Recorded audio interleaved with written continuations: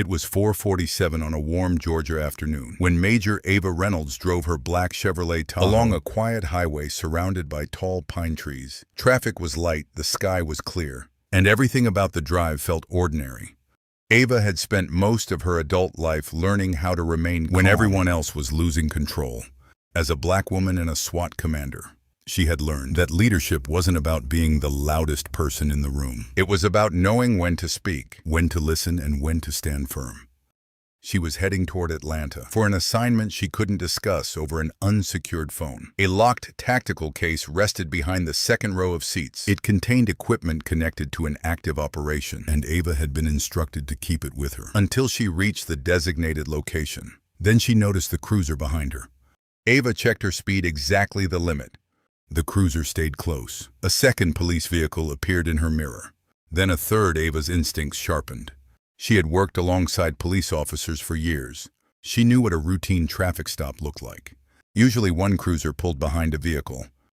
The officer explained the reason for the stop, and the situation was handled professionally. This wasn't that. One cruiser moved ahead and stopped across the highway. Another pulled beside her Tahoe. Two more appeared behind her. 5 police vehicles had surrounded her in less than 30 seconds. Ava eased her Tahoe onto the shoulder and placed both hands where they could be clearly seen. The siren stopped for a moment. Nobody moved. Then a uniformed officer approached her driver's window. "Ma'am, lower the window." Ava lowered it several inches. "Good afternoon, officer. What's the reason for the stop?" The officer glanced toward the other cruisers before answering. "Step out of the vehicle." Ava remained calm. "I'll cooperate. I just need to know why I'm being stopped." The officer's expression tightened. "We'll explain everything once you step out." Ava had heard that sentence before, but experience had taught her something important. Cooperation did not mean surrendering. "Common sense, officer. I have no problem following a lawful order, but I would like to know what violation you're investigating." The officer looked uncomfortable. "I'm Officer Daniels." Ava looked at his badge. "Badge number," he gave it. She repeated the number quietly, committing it to memory. A second officer moved toward the rear of the Tahoe. His attention went directly to the black tactical case. Ava noticed, "What are you looking for?" The officer stopped nothing. "Then why are you looking at the case?" He didn't answer. Daniel stepped closer. "What's inside that case?" Ava looked at him for several seconds. "Why does that matter?" "It's part of an investigation." "What investigation?" Daniels hesitated. Ava didn't raise her voice. She didn't insult him. She didn't threaten anyone. She simply kept asking reasonable questions. That calmness seemed to bother the officers more than anger would have. Then Ava reached for her phone. The screen showed no service. She frowned. She had been speaking with command less than a minute earlier. Now there was nothing. Ava looked toward the police vehicles. One of them had a small electronic unit mounted inside. Her years in tactical operations immediately recognized the equipment. Someone had interfered with communications. That changed everything. Ava looked back at Daniels. "Was my phone working before you stopped me?" He didn't answer. It was... Daniel shifted his stance. "Reception can be unreliable out here." Ava glanced toward the open highway behind them. It wasn't unreliable 30 seconds ago.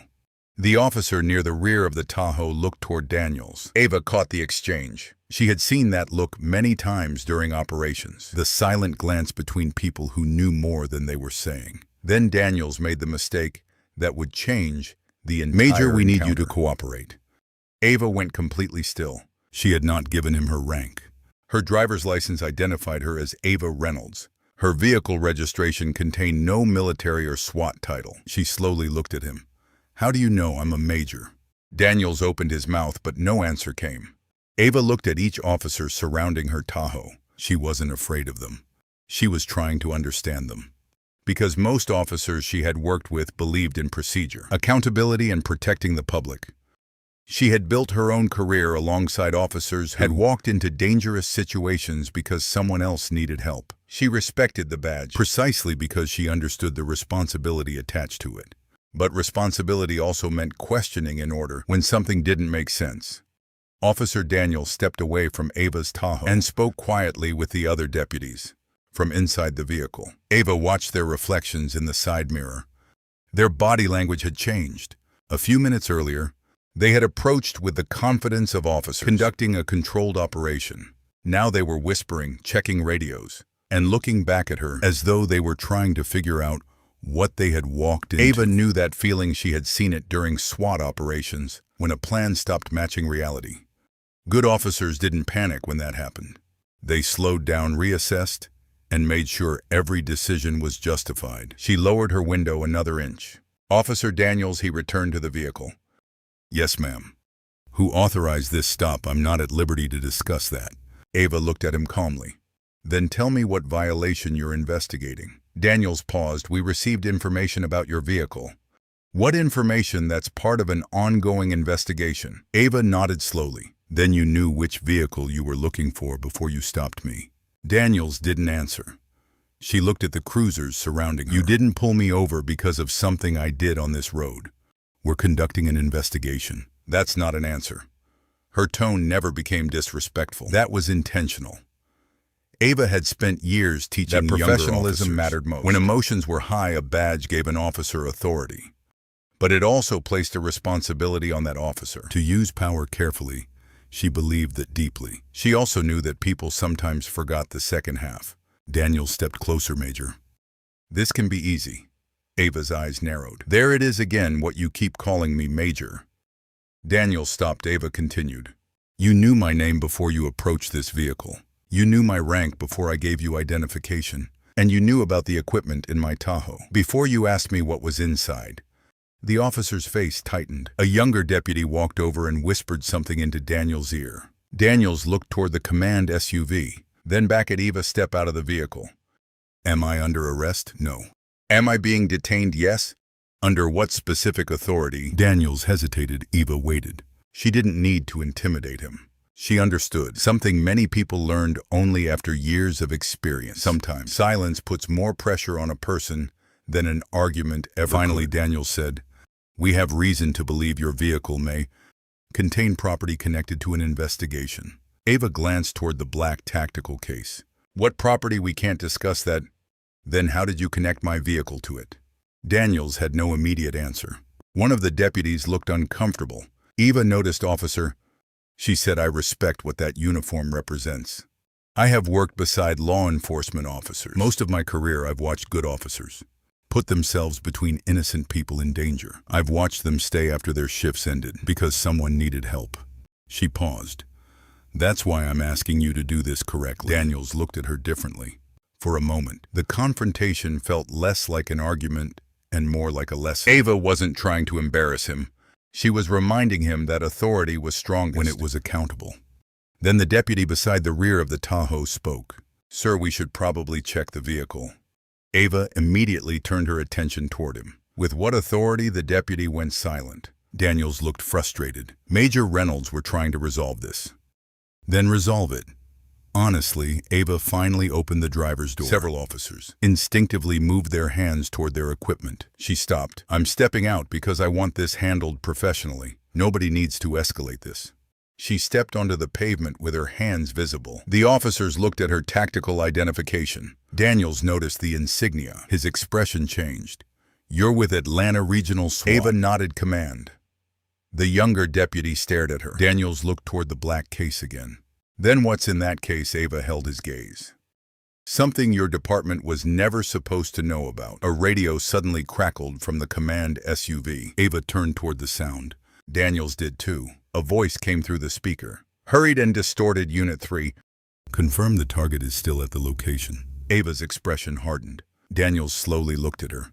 The transmission had just confirmed something neither side could ignore. This stop had been planned long before Ava ever saw the first police cruiser, and the person giving the orders was still watching the scene. From somewhere nearby, the radio transmission ended, and for several seconds nobody moved. Ava looked at Officer Daniels.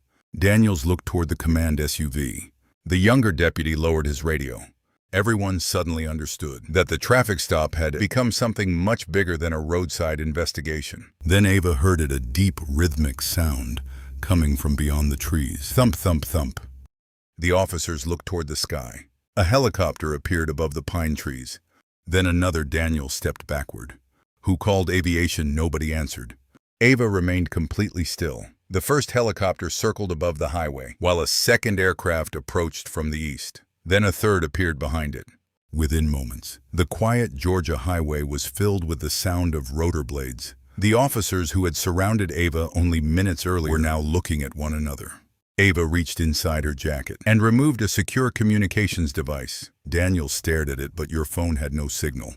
Ava looked toward the police vehicle, carrying the communications equipment. I didn't use my phone. The expression on Daniel's face changed.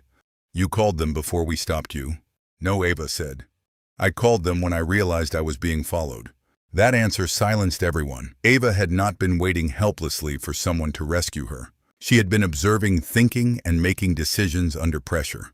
The same qualities she expected from every officer under her command. The first helicopter moved lower. Its searchlight swept across the police vehicles. A second aircraft circled farther down the highway. Then several black tactical SUVs appeared in the distance. Daniels looked toward Ava. Major, what's happening? Ava answered calmly, accountability. The tactical vehicles stopped behind the police blockade. Doors opened. SWAT officers stepped out. They weren't shouting. They weren't looking for a confrontation. They moved with discipline, communicating clearly and keeping everyone safe. A senior tactical officer approached Ava. Major Reynolds, are you okay? I'm fine. Any injuries? No. Any threats made against you? Ava looked at the local officers. Not directly. The senior officer understood the answer. Ava pointed toward the command SUV. Check the communications equipment and preserve everything. Nobody touches the vehicles until they're documented. The officer nodded. Daniels watched quietly. He finally understood that Ava wasn't trying to punish anyone. She was protecting the integrity of the investigation. Ava walked toward him. Officer Daniels. He looked up. Yes, ma'am. I know you were following instructions. Daniels swallowed yes.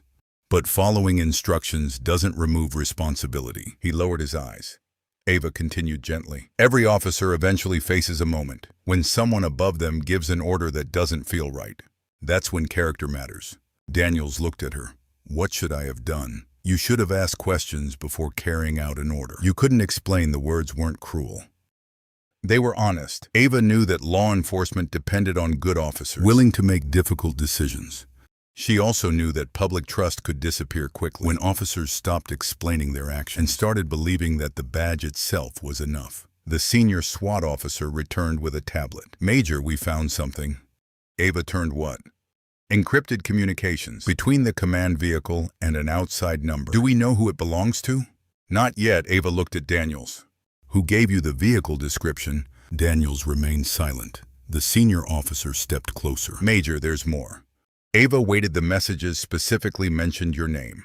The highway became quiet despite the helicopters overhead. Ava stared at the tablet. Someone hadn't simply identified her vehicle. Someone had been tracking her. Her route, her schedule, her equipment, and the timing of the interception. The case in her Tahoe suddenly mattered more than anyone had admitted. Ava looked toward the black case. Open the investigation file. The officer did. Ava read the first page. Her expression changed. This isn't about me. What is it? It's about what they think I'm carrying. She looked toward Daniels. How many people knew I had this case? Daniels shook his head. I don't know. Ava turned back toward the helicopters. Then we have a leak. The senior officer immediately began securing the area. Within minutes, the local police vehicles were no longer surrounding Ava. They were being documented. Their radios were being preserved. Their communications were being reviewed. The power of the scene had changed. Not because Ava had demanded special treatment, but because the facts had finally caught up with everyone. And that is something worth remembering about both law enforcement and leadership. A badge should never be a shield against accountability. It should be a promise to the people wearing it that they will serve and answer for their decisions. Ava looked at Daniels one last time. You made a mistake today. Daniels nodded. I know, but what you do after realizing that mistake will tell me what kind of officer you really are. Daniels looked toward the helicopters, then back at Ava. I'll tell the truth. Ava nodded. That's where good policing begins. The helicopters slowly climbed into the evening sky. As the sun disappeared behind the Georgia trees, Ava turned toward her team, knowing the traffic stop was only the beginning. Someone had planned the interception. Someone had leaked confidential information. And someone was still waiting for the black case to disappear. Ava looked directly into the camera recording the operation and gave a quiet reminder that carried far beyond that highway. Justice doesn't belong to one badge, one department, or one person. It belongs to everyone willing to protect the truth. If this story made you look at police authority, leadership, and accountability differently, tell me in the comments. Was Officer Daniels wrong for following the order? Or should he have questioned it from the beginning? And if you were in Ava's position, what would you have done when 5 police vehicles surrounded you? Tell me what you think, and if you want the next story to uncover who ordered the ambush and what was really inside the case, let me know in the comments.